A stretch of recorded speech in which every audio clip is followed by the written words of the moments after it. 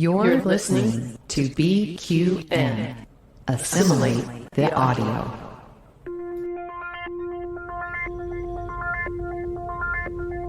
Engage.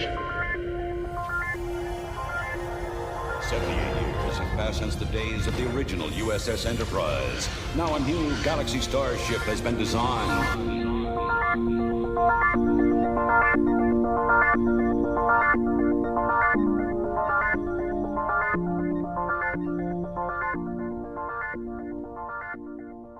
Transporter Chief, beam our listeners aboard. Welcome to Galaxy Class, a Star Trek Next Generation podcast on BQN and the Fandom Podcast Network. I am your host, Counselor Amy Nelson, and today I am going solo again. So welcome. Thank you so much. We are going to continue our Writer's Guide reading. It has been a while, and I did want to finish up. And today we are going to look at the Star Trek universe, their allies and adversaries. So Earth in the 24th century is a paradise. We have established that most, if not all, of the major problems facing the human species have been resolved, and the Earth has since been transformed into a human paradise with large protected wilderness areas, grand parks, beautiful cities, and a literate and compassionate population that has learned to appreciate life as a grand adventure. Oh my gosh, can we please get there? Everyone, be literate and be compassionate. This is how we're going to get there. Now, the Federation is an alliance of many planets. The United Federation of Planets is not a human-only alliance. Many worlds, human and otherwise, have joined together to form a federation of mutual benefits and services. Starfleet vessels serve all the worlds of the Federation, not simply Earth. By the time of the 24th century, there are as many alien worlds in the Federation as humanoid ones. Quite recently, for example, Klingons joined in an alliance with the Federation, and we have begun to see Klingon officers such as Worf in Starfleet. Aliens and humanoids. Alien means not human. An alien being is any intelligent life form not native to Earth. Humanoid in our series means a life form which is similar to humans, 2 legs, arms, head, etc. In the past, we have met humanoid aliens such as Klingons, Vulcans, and Romulans. Starfleet. The Enterprise is a Starfleet vessel. It operates under the aegis of the United Federation of Planets. Starfleet is not primarily a military organization. Although the duties of Enterprise may include some military responsibilities, the primary purpose of the Enterprise, as with all Starfleet vessels, is to expand the body of human knowledge. See the mission orders at the beginning. In practice, this means that our armaments and militarism have been de-emphasized over the previous series and very much de-emphasized over the movies. We will not see saluting. We may hear the word sir, but it is extended as the same kind of courtesy used by junior and senior officers on civilian airlines. It is traditional, however, to use the ship's ranks on the bridge as an acknowledgement of the naval heritage of Starfleet. The Prime Directive. Starfleet General Order Number 1 says that we do not have the right to interfere with the natural process of evolution on any planet or with the culture there. This is the Prime Directive. Any captain who does find it necessary to violate the Prime Directive had better be ready to present a sound defense of his action. Example, the wounded. So there you have it. It's sort of written that, yeah, you can, break the Prime Directive, but you better have a damn good reason. I like that because, that's always the big trope. All right, we're breaking the Prime Directive. Pen pals. All right, the Borg. The Borg are a race of humanoid beings that have become part machine. They operate in a collective consciousness, with each individual Borg being only part of a greater whole. Their sole mission in life is to assimilate new technologies and new races into the Borg consciousness through absorption. In short, they become one with the Borg. The Borg cannot be reasoned with and cannot be stopped. Fortunately, they live primarily in a distant sector of the galaxy and are not an immediate threat. Oh, well, we know this was written a long time ago. Their huge cube-shaped ships travel at extremely high warp speeds and are virtually indestructible. Guinan's race was nearly wiped out by the Borg, and even she knows there's no way to stop them. See the episodes Q Who, Best of Both Worlds, Part 1 and Part 2, and I, Borg. The Ferengi. The Ferengi Alliance is made up of a number of planetary systems with a centralized government. They are intergalactic wheeler-dealers whose main motivation in their planetary contacts is profit. In the Ferengi hierarchy, there are many levels of importance, status, and job requirement based on a caste system revolving around profits. Who's got them, who's get them, and who gets to keep them. No Ferengi would ever miss an opportunity to work both sides of the deal against the middle. When selling arms to one planetary faction, the Ferengi use that toehold to offer the same, at slightly greater cost, of course, to the other side. A skilled negotiator is more valuable to the Ferengi than any great general operating on the principle 5 will get you 10. Armed conflict is only counseled where the advantage is such that the victory and greater profits are a virtual guarantee. In appearance, they are quite short, dark, highly energetic humanoids with exceedingly large ears, providing ultra-sensitive hearing, although they have poor vision. I didn't know that they had poor vision. The Klingons. The Klingons are a warrior race, once considered mortal enemies of the Federation. A century ago, hostilities between the Klingon Empire and the Federation became so intense, an alien race, the Organians, interceded to prevent all-out war. Later, the Federation made overtures to the Klingons, which gradually led to peace after a tenuous Klingon-Romulan alliance broke apart. The Klingons joined a new alliance with the Federation after several Romulan attacks against Klingon outposts, including those on Khitomer and Narenda 3. See episode Yesterday's Enterprise. The Klingons now consider the Romulans their mortal enemies. Although the centuries have proven the Klingons to be brutal and imperialistic, they are not evil, tyrannical pirates bent only on pillage and plunder. They have a strict, almost unyielding code of ethics and honor and take their responsibilities very seriously.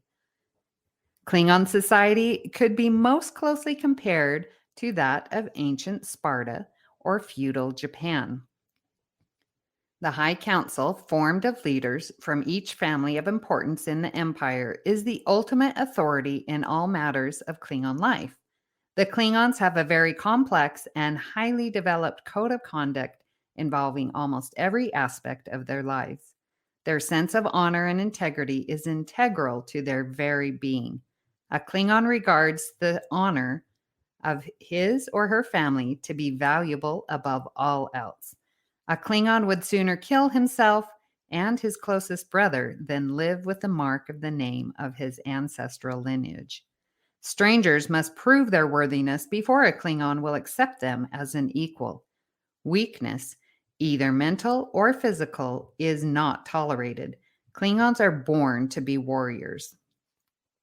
Klingons respect courage, strength, and cunning in that order.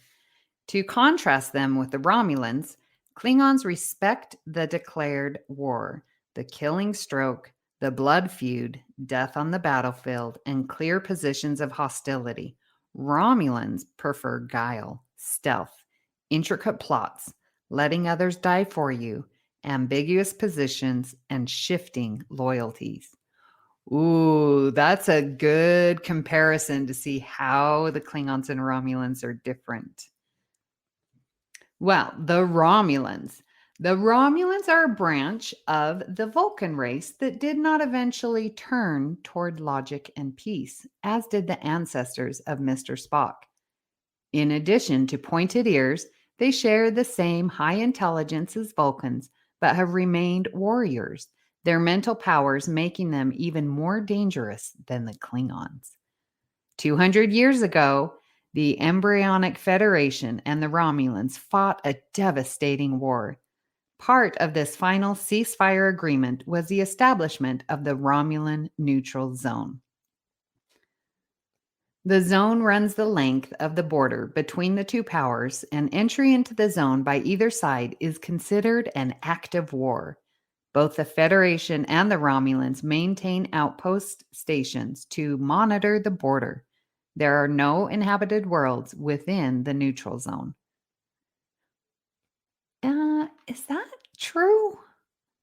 I don't know. I don't know if that's true anymore. Because wasn't there a planet that they had to go in? Oh, it was that. Oh, no, it was just right near when they went to retrieve B4 in Nemesis. Yeah, it was near the neutral zone. Okay. It's right. Romulan ships are known as warbirds and are much larger and more powerful than the Enterprise. Their ships are equipped with cloaking devices, which render them invisible to our sensors. The homeworld is called Romulus. See episodes Unification Part 1 and Part 2.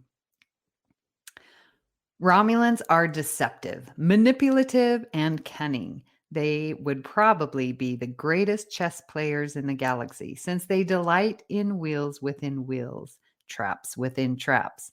Unlike the Klingons, who are brutish, the Romulans are almost satanic, but capable of their own kind of refined culture.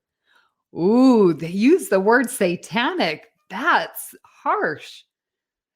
One of the more infamous Romulans in the 24th century is Commander Sela, a half-human hybrid conceived by a former Enterprise crew member during an alternate timeline. See episodes Yesterday's Enterprise and Redemption Part 2. That would be Tasha. All right, the Vulcans. The Vulcans are an ancient race that once nearly destroyed themselves before turning to logic and peace as a way of life. They have full control of their emotions and seldom share their feelings with others. Ambassador Spock and his father Sarek are among the best known Vulcans in the Federation. See episodes Sarek and Unification Part 1 and 2. All right, let's get to some Star Trek terminology. Away teams, or landing parties. No longer does a Starfleet captain lead the way down to dangerous planets. A captain's knowledge and experience is properly considered too valuable to be risked like that. Away teams, whether landing on planets or other vessels, are made up of mission experts, usually selected and led by the first officer. A first officer takes considerable pride in the fact that he protects the ship's captain in this fashion. How many times do we hear Riker say, nope, you can't go down. Your job is here on the ship. And then Picard says, nope, not this time. There's no danger. I'm going to go down anyways. Clothing. Much less military looking than the recent Star Trek films, since 24th century technology centers on enhancing quality of life, clothing will be comfortable as well as attractive. Well, I guess they didn't take that into consideration for the first season. We know Jonathan Frakes really complains about those onesie uniforms in the first season. Away teams wear costumes appropriate to their missions, which may include anything from clothing worn by inhabitants of the planet being visited or special protective gear required by the mission. Usually, away teams wear a simple, all-purpose outfit. Communicator. The communicator is now worn as part of the familiar Starfleet insignia. In addition to providing communications as before, its monitoring functions remain in full operation constantly, allowing the Starship command officers to monitor the safety and progress of landing teams at all times. Although this creates some additional difficulty in maneuvering our people into danger, story believability demands that our 24th century technology be at least as capable as 20th century technology in this area. Perhaps not such a difficulty if one realizes that 24th century villains are no doubt capable of technological countermeasures. Deflector shields protect the vessel. A very powerful set of protective force fields, also called shields, that protect the Enterprise from attack. See, there's not a clear thing of what shields are and deflector shields. I don't know about that. All right, dilithium crystals control the mix of matter and antimatter. As in the past, the powerful energies of the ship's engine are channeled or metered through dilithium crystals, which permit molecular level control. However, unlike the past, we now know how to recrystallize dilithium and are far less likely to experience significant problems with the ship's crystals. Well, that's good to know. They need to tell that to Discovery. Season 3, all the dilithium exploded. Oh, I guess that is before the 24th century, right? Or no, they're way in the 32nd century. All right. Food and drink comes from the ubiquitous wall slots. Food and drink aboard the Enterprise are instantaneously synthesized by an in-ship system that takes the necessary raw materials from storage and rearranges them into whatever the individual has ordered. It is usually delivered in the food slots we see in individual cabins and living areas, as well as in the recreation and meeting rooms. There are also food slots on the bridge itself. Force fields are invisible walls of energy. The force field is one of the basic tools of the 24th century technology. The manipulation of energy fields is so sophisticated that it is possible to build walls of pure energy. These are called force field. We use manipulative force fields and tractor beams as deflector shields, as a protective landing envelope for the away teams, as a shielding for our matter-antimatter engines. Impulse power is for slower than light travel. See also warp drive. The impulse engines are contained at the rear of the saucer section and the center line of the dorsal and are primarily used for maneuvering at sublight speeds. For instance, we would use impulse power to establish an orbit, to break out of orbit, to travel from one planet to another within the same star system, or to approach another ship or space station. Because it is slower than light, the impulse engines are inappropriate for travel from one star to another. The distances between the stars are simply too vast. Well, ain't that the truth? Main viewer is the front window of the bridge. The ship's main viewer is much larger than we saw in the original series. It is the large wall-sized holographic viewer which dominates the whole forward half of the bridge. Generally, the main viewer acts as a front window of the Enterprise, but the viewing angle can be changed to whatever the ship commander wants. We will also use it for direct communication with other ships or planet installations. Measurements are metric. The Star Trek universe is metric. We do not have miles and feet and quarts. We have kilometers, meters, and liters. Time is still measured in hours, minutes, and seconds. For measurements of distance between stars, we use light years. A light year is the distance that light travels in 1 year. We also use parsecs. A parsec is 3.26 light years. I wonder why it's 3.26. Wonder what that math is behind that. Okay, that might be Amy's math moment to where parsecs came from. Is that a made-up word? Parsecs? I don't know. The saucer section detaches from the battle section. The saucer part of the Enterprise contains the main shuttle bay, residential decks, sick bay, and the main bridge. While it has its own impulse engines, it does not have warp drive capability. The battle section, or star drive section, contains main engineering, secondary cargo bays, and the two nacelles containing the warp drive engines. The battle section has impulse engines as well as warp drive capability. It also has its own battle bridge to which the ship's commanding officers evacuate in times of extreme emergency for battle. The saucer section is then detached and the battle section is ready for action. Because this visual effect is very expensive, it is not used frequently. Well, we did get it in Encounter at Farpoint, so we know that it works. Sensors allow us to scan ships and planets. The Starship Enterprise is equipped with state-of-the-art scanning and detection devices. Rather than go into vast detail about how these work, we refer them generally as sensors. We can scan a planet or a ship for life form readings or almost anything else we are looking for. The computer of the science officer may remark that sensors report or sensors detect, etc. Sensors emanate from sensor strips around the ship's perimeter. Ooh, and then they show a picture of the Enterprise, and there's like a black outline around the ship saucer section. Okay, well, that's where the sensors are. Very good. Shields protect the Enterprise. Although we are primarily a non-military mission, the Enterprise may occasionally find itself in military situations. Yeah, just occasionally.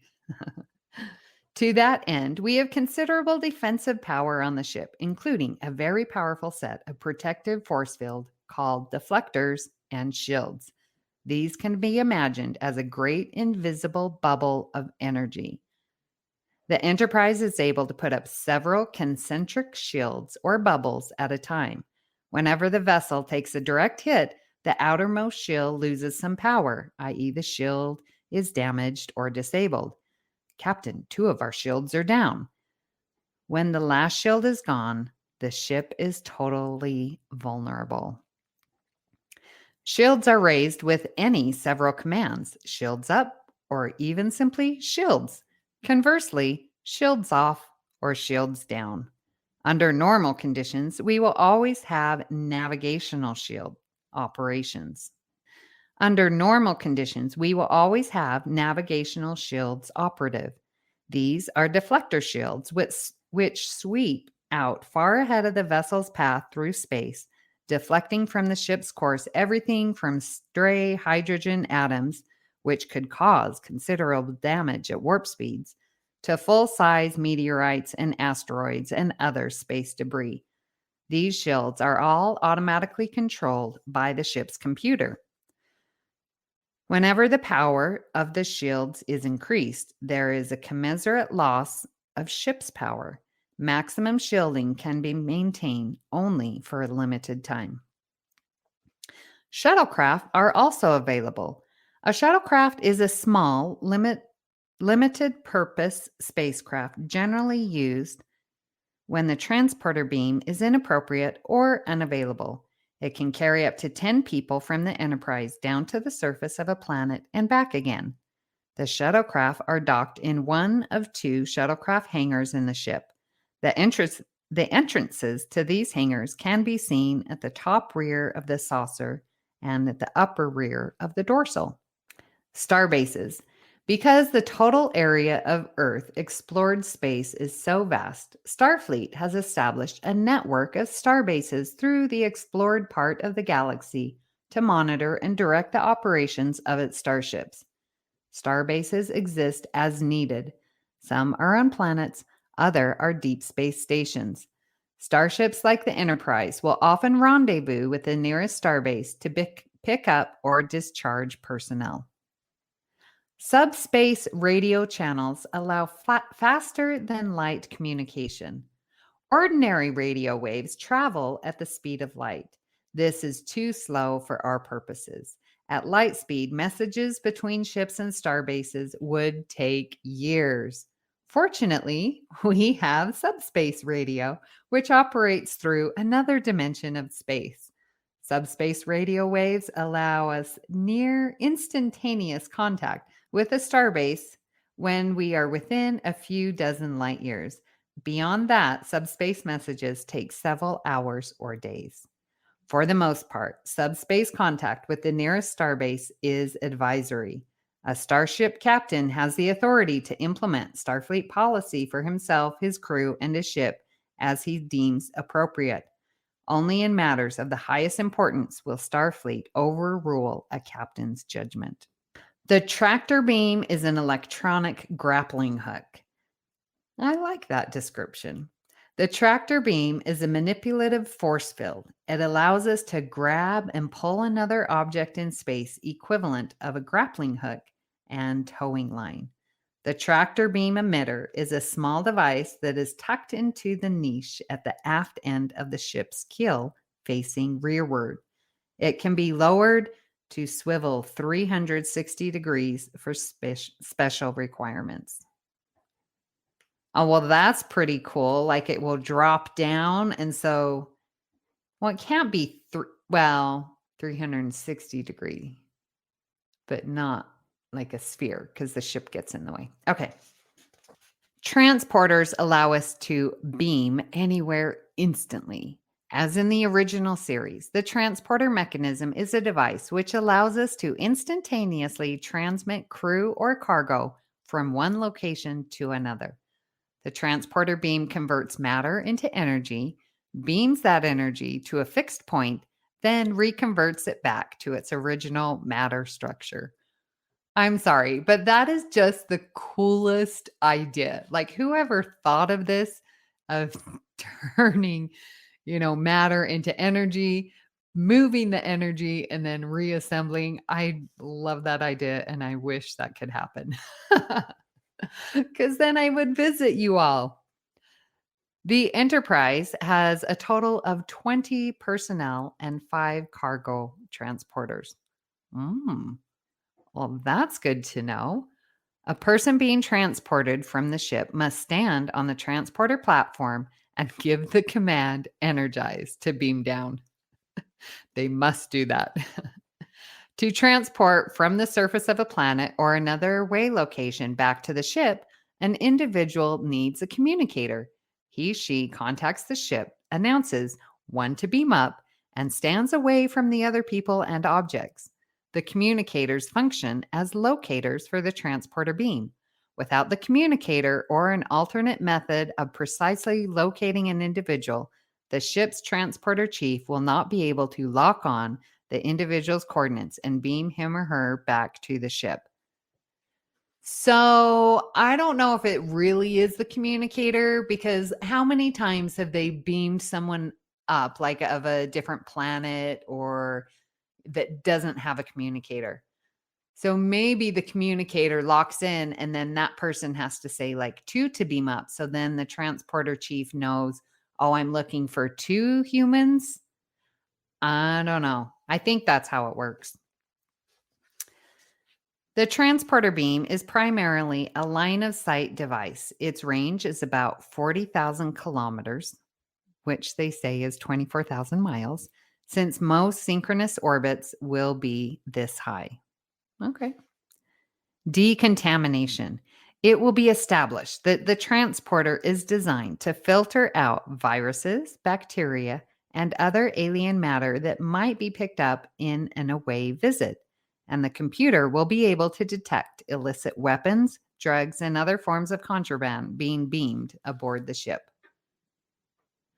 Tricorders are portable scanning devices.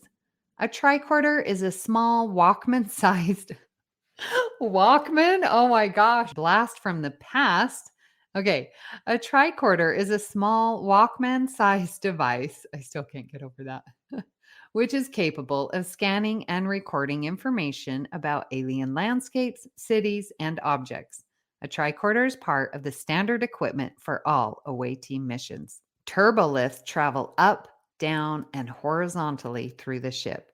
The turbolift looks like and is used like an elevator, but it travels horizontally too. A turboshaft network extends throughout the entire starship, and it is possible to travel from any point of the ship to any other via turbolift.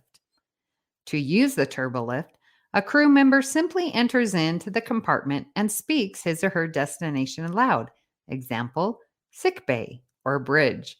The ship's computer will instantly compute the most direct route and send the turbolift to the exit nearest the desired destination. Warp drive lets us travel faster than light. See also impulse power. The two huge nacelles at the back of the ship contain our warp drive engines. These engines allow the Enterprise to travel at many times the speed of light. Warp drive speed is measured in warp factors, which I've studied is logarithmic. Just so you know, it's not exponential, it's logarithmic. Warp speed is computed as warp factor. Ooh, we might have to do some math here. Warp factor 1 is a speed of light, 669,600,000 miles per hour. Exclamation point, it says. Warp 10 is the physical limit of the universe. Beyond that, normal time-space relationships do not exist, and a ship at that velocity may simply cease to exist. Generally, the highest speed the Enterprise will cruise is at warp 6, which measures 1 light year per hour. The higher speeds up to warp 9.9 are available to us, but with a commensurate drain on our power supplies and correspondingly limited ability to maintain that higher speed. All right, let's get to some Star Trek weaponry. Phasers. Our away team members and our ship security squads are equipped with 2 models of phaser. The hand phaser is a small but very powerful weapon. It is the same size as a pocket flashlight, but it packs incredible power ranging from stun to the destruction of small space vessel. What? I didn't know it could take out like a shuttlecraft. Oh my gosh. The pistol phaser is a pistol-sized weapon with correspondingly greater power. The phaser beam is a high-intensity beam of phased coherent light. In actual usage, it scrambles the flow of electrical currents and light fiber currents. At low levels, the phasers only stun a living being or disrupt a piece of machinery momentarily. It is standing order that our phasers are always set to stun, unless otherwise directed by a superior officer. Enterprise phasers. The ship's phasers are located all around the ship's exterior and have all the power of the Enterprise's antimatter engines behind them. They are quite capable of disintegrating another Galaxy-class vessel or even a small moon if necessary. Because the phasers are beams of phase light, they cannot be used at warp speeds. This is why we have photon torpedoes. The photon torpedo is perhaps the single most powerful weapon available to the Enterprise. Its tiny piece of antimatter held in a magnetic bottle, i.e., the black casket we saw in Star Trek movies. A photon torpedo is built around a miniature warp engine and can be used to track and destroy an enemy vessel while either it or the Enterprise are traveling at warp speeds. There is a single photon tube forward and 1 firing aft. Each tube contains 10 fully activated torpedoes. I didn't know that there was a limit of photon torpedoes. I mean, I assumed there was, but each tube contains 10, which means we have a tube in the aft, and a tube forward. So 20 photon torpedoes. So next time we're watching a battle, they can't use more than 20. Otherwise, they're breaking the writer's guide. All right, scientific terminology. Planet. A world like the Earth. Some are pleasant, some are not. We usually identify a planet by the name of the star it orbits, followed by a Roman numeral. For instance, Earth would be known as Sol 3, indicating that it is the third planet out from the star named Sol. Sol is the name of our sun. They put that in parentheses in case you didn't know. Planets like Earth are called Class M. Part of the primary mission of the Enterprise is to explore Class M planets. Many, but not all Class M planets are inhabited by intelligent beings. Well, isn't that wonderful? Moon. A large object orbiting a planet is called a moon. Moons can be various sizes. The 2 moons of Mars are only 5 and 10 miles in diameter. Several of the moons of Jupiter and Saturn are nearly as big as Earth. A satellite. A small object orbiting a planet is called a satellite. In common usage, the word generally means a manufactured device or inhabitable station, but the word can also include naturally occurring moonlets. Star. A very large, and that's all in caps, a very large ball of hydrogen in the process of continuous explosions, which can go on for hundreds of millions of years before the star is burned out. Planets revolve around stars. At planetary distances, a star is called a sun and provides heat and light to the planet's inhabitants. A sun. A star as seen from one of its orbiting planets. Okay, that's what a sun is. Okay. Solar system. A star and its family of planets and moons, also called a star system. Interplanetary. That means between planets. Travel from one planet to another within the same solar system is called interplanetary travel. A trip from Earth to Mars, or even the Earth to the moon, is interplanetary. The Enterprise is definitely capable of interplanetary travel, and we know that at impulse speed. Orbit. Any large body in space, i.e. the sun, the moon, the Earth, generates a significant gravitational field. This gravitational field makes it possible for another object to circle it eternally, just as the Earth circles the sun and the moon circles the Earth. When the Enterprise visits a planet, it takes up, quote, parking orbit, also known as standard orbit.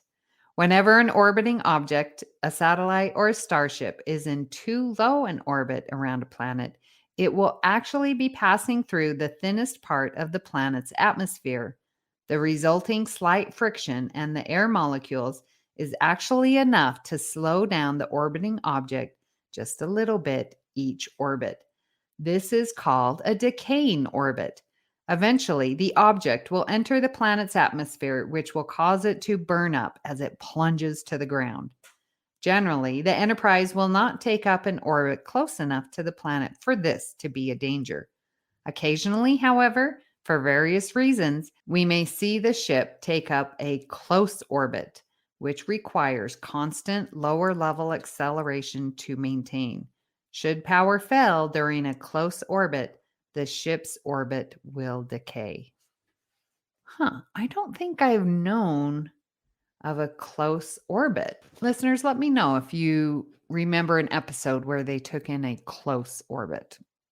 The speed of light.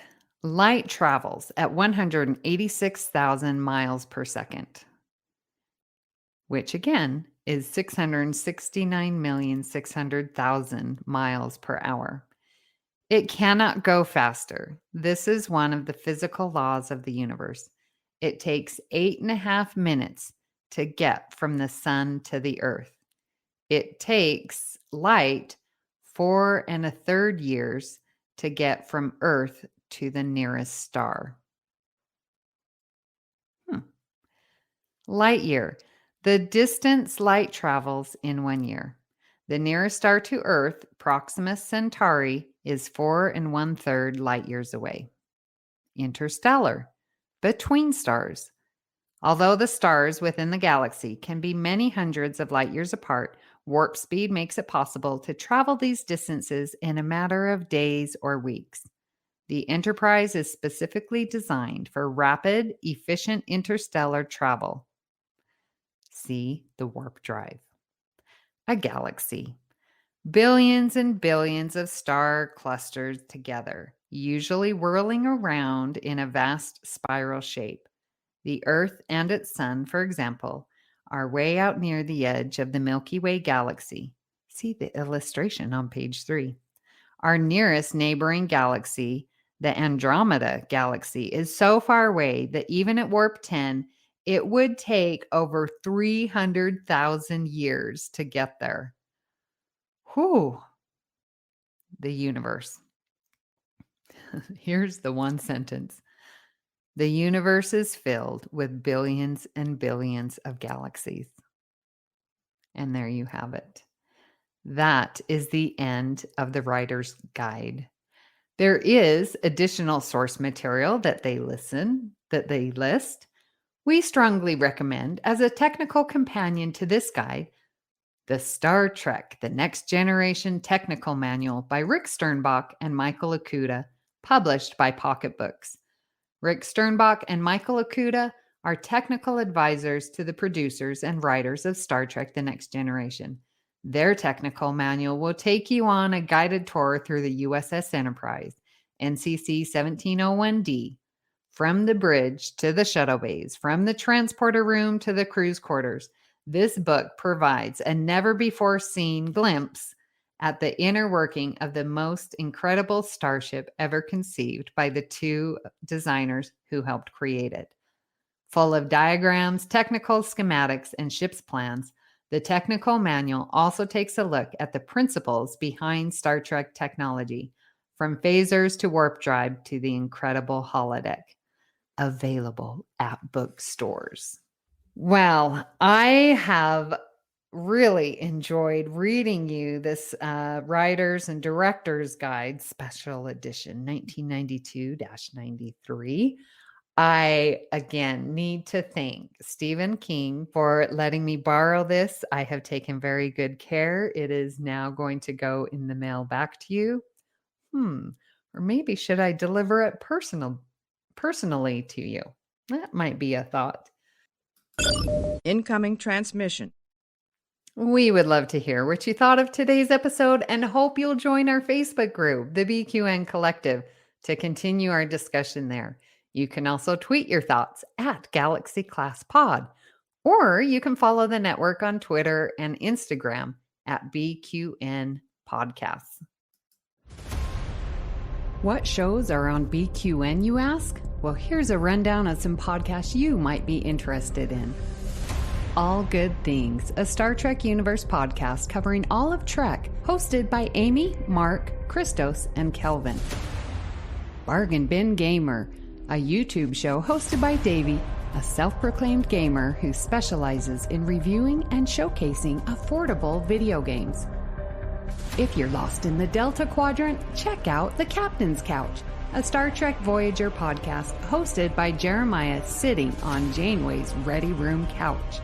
Cinema Z, a film discussion and review podcast showcasing films you probably missed but should definitely check out, hosted by Mark, Matt, and Laz. Beam Aboard the Galaxy Class, a Star Trek Next Generation podcast covering all of TNG, hosted by Amy, Joe, Rhea, and Kevin. History with the Szilagys, a snippet of historical events from around the world, hosted by Chrissie and Jason. For the newest Trek coverage, check out Infinite Diversity, hosted by Chrissie and Thad. Test your Trek knowledge with Treksperts Quiz, a Star Trek quiz show hosted and written by Davey. Union Federation, covering all things Star Trek and the Orville, which we all know is really a Star Trek show, hosted by Kyle, Kevin, Amy, and Haley. Spill the Tea with What's the Tea, Bev? A Trek current events and fan interview show hosted by Christos. And for our Patreon members, we have The Hive Mind, BQN's monthly roundtable discussion with hosts and listeners. It's Green, a cornucopia of topics hosted by Mark. And Amy's Math Moments, a quick look at math moments in Star Trek, hosted by Amy. We know you have a choice of podcasts to choose from, and we thank you for listening to BQN. Assimilate the audio. If you would like to contact me, you can do so on Twitter at Miss Amy Nelson. But my favorite place right there in the BQN Collective. I also co-host Union Federation and All Good Things. Priority 1 message from Starfleet coming in on secured channel. If you would like to help us keep all our shows coming to you each week, you can become a patron of the network on Patreon. With a monthly Patreon subscription of $5 or more, you can join our meetings of Hive Mind on the second Saturday of each month. For more details, go to patreon.com/BQN. A huge shout out to our very own associate producers, Jim McMahon and Davey Willett. We are so grateful for your support. At this time, we would like to thank our executive producers who make all of this possible, and a special thanks to Mark White for our artwork and Joe Keegan for our show music. Thank you for beaming aboard Galaxy Class, and until next time, great joy and gratitude.